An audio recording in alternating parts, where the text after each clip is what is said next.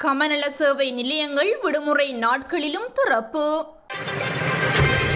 சிறுபோக நெற்செய்கை ஆரம்பிக்கப்பட்டுள்ள பகுதிகளில் உள்ள விவசாயிகளுக்கு உரங்களை விநியோகிப்பதற்காக கமநல சேவை நிலையங்கள் விடுமுறை நாட்களிலும் திறந்திருக்கும் என விவசாய அபிவிருத்தி திணைக்களம் தெரிவித்துள்ளது.